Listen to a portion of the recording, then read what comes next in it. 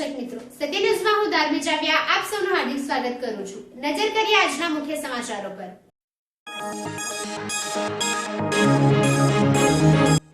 વલસાડના શ્રી ચંદ્રમૌલીધર મહાદેવ મંદિર ખાતે 22મો પાટોત્સવ અને કળશ પ્રતિષ્ઠાનું કરાયું આયોજન।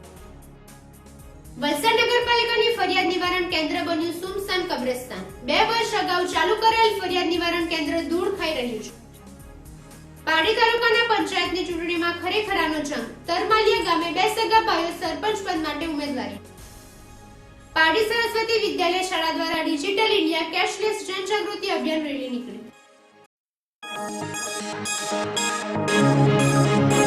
હવે સમાચારો વિસ્તારથી। વલસાડના પાનેરા પાડી ગામે આવેલ શ્રી ચંદ્રમૌલીધર મહાદેવ મંદિરનો 22મો પાટોત્સવ અને કળશ પ્રતિષ્ઠાનું ભવ્ય આયોજન કરવામાં આવ્યું હતું। આ સાથે રક્તદાન કેમ્પ અને રાહત દરે ચશ્મા શિબિરની વ્યવસ્થા કરવામાં આવી હતી। વલસાડના પાનેરા પાડી ગામના ધારીપાવા વાકી નદી પાસે નેશનલ હાઈવે નંબર 8 પાસે આવેલ શ્રી ચંદ્રમૌલીશ્વર મહાદેવ મંદિર ખાતે 22મો પાટોત્સવ અને કળશ પૂજા રાખવામાં આવી હતી। આ સાથે મહાપ્રસાદ અને મહાઆરતીનું આયોજન કરવામાં આવ્યું હતું। આ સાથે દર્શન કરવા આવેલ ભક્તો માટે રાહત દરે ચશ્મા શિબિર રાખવામાં આવી હતી અને રક્તદાન કેમ્પની વ્યવસ્થા કરવામાં આવી હતી। આ પ્રસંગે વલસાડના ધારાસભ્ય અને ચંદ્રમૌલીધર મંદિર સંસ્થાના પ્રમુખ ભરતભાઈ પટેલ અને મંત્રી કમલભાઈ પટેલે ભારે જહેમત ઉઠાવી હતી અને કાર્યક્રમને સફળ બનાવ્યો હતો।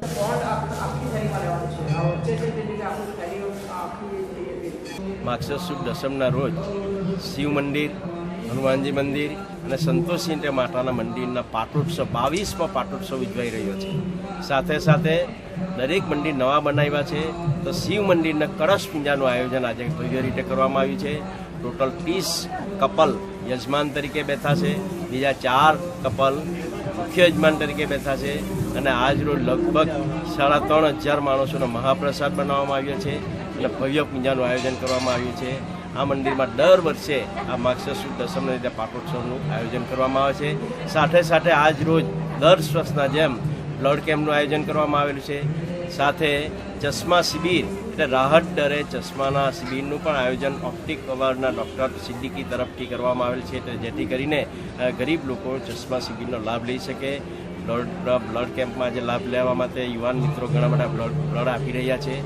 આ ઉત્સવમાં પાનેરા પાડી ઉપરાંત આજુબાજુના મોહલ્લાના દરેક ગામના દરેક રહેવાસીઓ લગભગ 4-5 હજાર માણસો મહાપ્રસાદનો લાભ લેશે। આ પ્રસંગે દરેક ભાવિક ભક્તોને મહાપ્રસાદ લઈને જવા માટેથી અને લગભગ 14 ગુરુદેવો સાથે આ ભવ્ય પૂજા થઈ રહી છે। આ લગભગ આ 4 વાગે એની પૂર્ણાહુતિ છે। આ શિવજીનું અને હનુમાનજીનું અને સંતોષી માતાનું મંદિર ભવ્ય મંદિરના લોકો દર્શન આવીને એનો લાભ લઈ રહ્યા છે।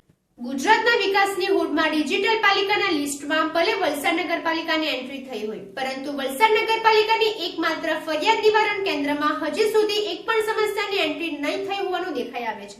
એક તરફ જ્યારે દેશને સ્વચ્છ ભારત અભિયાન તેમજ ડિજિટલ ઇન્ડિયા જેવી ભેટ આપવાની વાતો ચાલી રહી છે, ત્યારે સ્વચ્છ રાખવાનું કામ કરતી આપણી નગરપાલિકાની કચેરીમાં કાગડા ઉડે છે।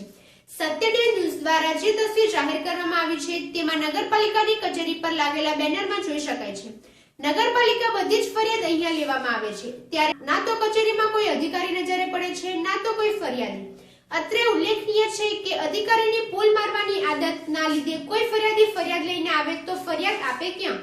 નગરપાલિકાની ફરિયાદ શાખાની ઓફિસમાં આપણા અધિકારી દ્વારા સાયકલ પાર્કિંગ કરેલી નજરે પડે છે, જ્યારે કચેરીના કાઉન્ટર પર લાગેલા કાચથી તો લાગે છે કે સરકારે સ્વચ્છ ભારતનો મતલબ વલસાડના અધિકારીને પહેલા સમજાવવો જોઈએ। આ અંગે અમારા વિશ્વસનીય સૂત્રોના જણાવ્યા મુજબ ગત 2 વર્ષ અગાઉ વલસાડ નગરપાલિકાના જૂના મકાનના એન્ટ્રન્સ ગેટ પર પાલિકા પ્રમુખ સોનલબેન સોલંકીના માર્ગદર્શન હેઠળ એક ફરિયાદ નિવારણ કેન્દ્ર ઓફિસ બનાવવામાં આવી હતી, જેમાં શહેરના તમામ વોર્ડને લગતા સમસ્યા, ગંદકીના પ્રશ્નોની ફરિયાદ લેવામાં આવતી હતી। પરંતુ ન જાણે કેમ આ ઓફિસ માંડ 1 મહિનો ચાલીને પછી બંધ કરી દેવાઈ, જે ઓફિસ નીચેથી રોજ હજારો સંખ્યામાં શહેરની જનતા હલનચલન કરે છે। સાથે પાલિકાના તમામ ચૂંટાયેલા સભ્યોનું પણ ત્યાંથી પસાર થવાનું હોય છે, તો પછી કેમ આ ફરિયાદ નિવારણ કેન્દ્ર બંધ હાલતમાં છે તે પ્રશ્ન હાલ શહેરની જનતાના મનમાં ઉઠી રહ્યો છે। કયા કારણસર આ ઓફિસને બંધ કરાય? શું વલસાડ નગરપાલિકાના સભ્યો આ તરફ ધ્યાન આપશે? એ પણ એક સવાલ ઉભો થાય છે। ત્યારે પાલિકાના પ્રમુખ આ તરફ ધ્યાન આપી સુમસમ કબ્રસ્તાન બની ગયેલ આ ફરિયાદ નિવારણ કેન્દ્ર ફરી ધમધમતી કરે તેવી શહેરના નાગરિકોમાં માંગ ઉઠી રહી છે।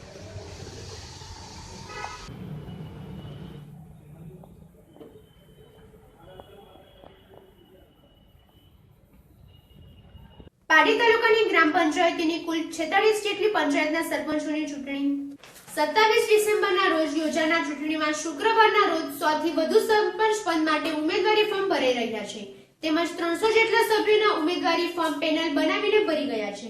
પંચાયતની ચૂંટણીમાં પણ હવે રાજકીય પક્ષ વચ્ચે ખેંચતાણ થઈ રહી છે અને ભાજપ કોંગ્રેસના ઉમેદવારો હોવાનું પણ જણાવી રહ્યા છે। છેલ્લા 5 દિવસથી સરપંચ પદમાં 100 થી વધુ ફોર્મ ભરાયા હતા તેમજ 300 વધુ સભ્યોના ફોર્મ ભર્યા હતા જ્યારે વેલપરવા ગામે સરપંચ પદ માટે બે સગા ભાઈઓ વચ્ચે ઉમેદવારી નોંધાઈ રહી છે જેમાં અમૃતભાઈ પટેલ અને સુમાભાઈ પટેલ વચ્ચે ખરાખરીનો જંગ જામી રહ્યો છે જેમાં આજે જવાહરભાઈ પોતાના સભ્યો અને સરપંચ પદ માટે ફોર્મ ભરવા આવ્યા હતા। ભાજપ પક્ષ દ્વારા ચૂંટણીના ફોર્મ ઉમેદવારોને ભરી આપવાની વ્યવસ્થા કરી આપવામાં આવી રહી છે।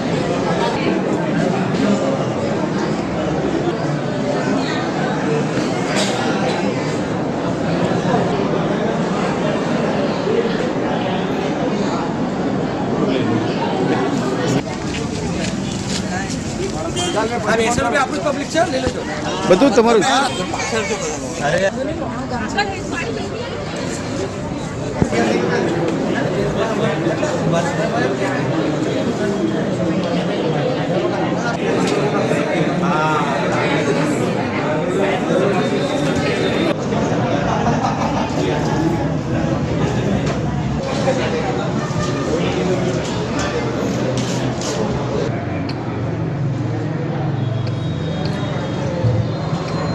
ભરવાથી ઉમેદવાર સરપંચના ફોર્મ તથા સભ્યશ્રીના ફોર્મ ભરવા માટે આવ્યા છે।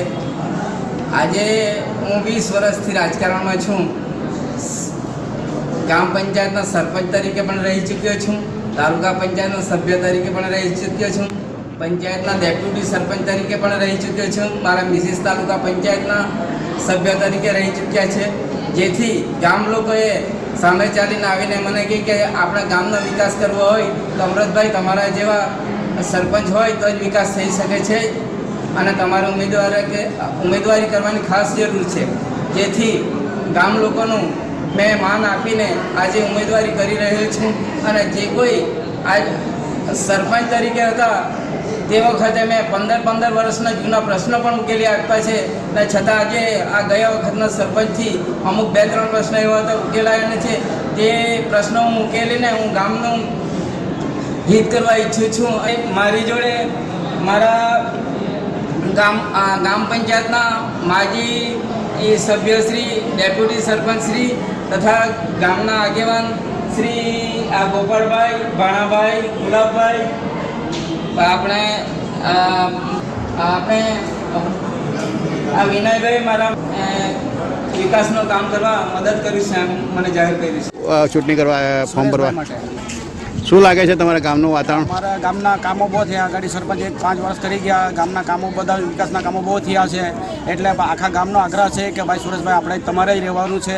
અમે બધા ઠેકેદાર સાથે રહીને મળીને સુરેશભાઈને ઊભા કર્યા છે, ગામનું કામ વિકાસ થતા છે એટલે અંદાજે કેટલા જણા તમે આજે એના જોડે આવ્યા છો? 400-500 જણા અંદાજે આવેલા છે।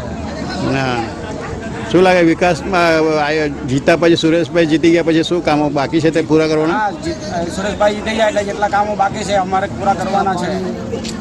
અત્યારે કઈ સમસ્યા છે કે કઈ? અત્યારે કોઈ સમસ્યા નથી, હમણાં તો હાલમાં પૂરા કામ છે જ, થોડા ઘણા બાકી છે તો હમણાં કરી દે।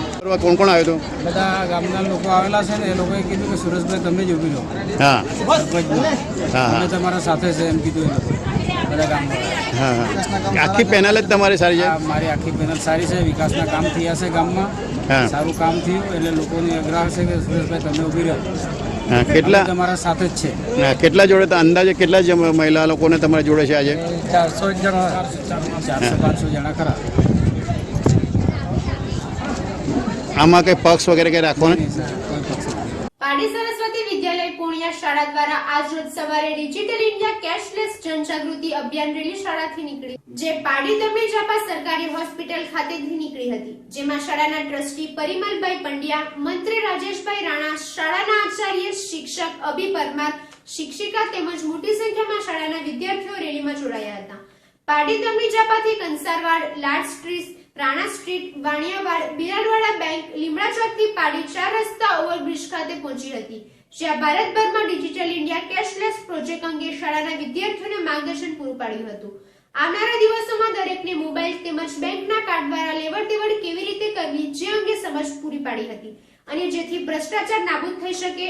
રેલીનું સફળ આયોજન બાદ શિશુ વિદ્યાલય શાળા ખાતે બેંકના અધિકારીઓ દ્વારા વિદ્યાર્થીઓને ડિજિટલ કેશલેસ અંગે જાણકારી પૂરી પાડી હતી.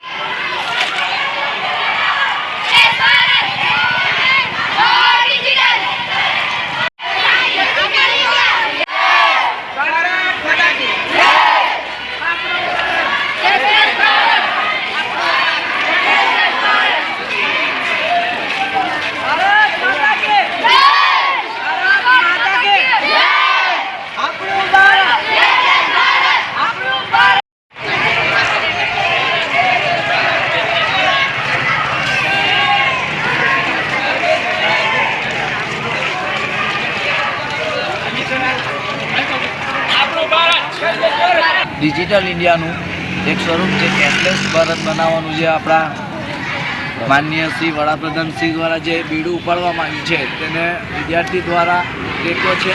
તેમજ બધી જ મોબાઈલ એપ્લિકેશન દ્વારા નો કેશ ગો ડિજિટલ ઇન્ડિયા તરફનું જે પ્રયાણ છે તેના બાબતે જનજાગૃતિ રેલીનું આયોજન કરેલ છે. જતા પહેલા ફરી એક નજર આજના મુખ્ય સમાચારો પર.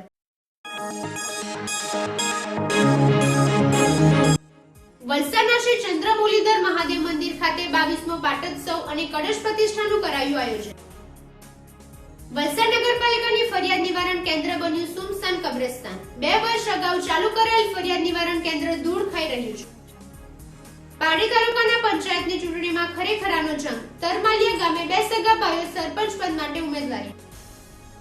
પારડી સરસ્વતી વિદ્યાલય શાળા દ્વારા ડિજિટલ ઇન્ડિયા કેશલેસ જનજાગૃતિ અભિયાન રેલી નીકળી. તો આ હતા આજના સિટી ન્યૂઝના સમાચારો. વધુ સમાચારો સાથે ફરીથી મળીશું. ત્યાં સુધી રજા આપશો. નમસ્કાર.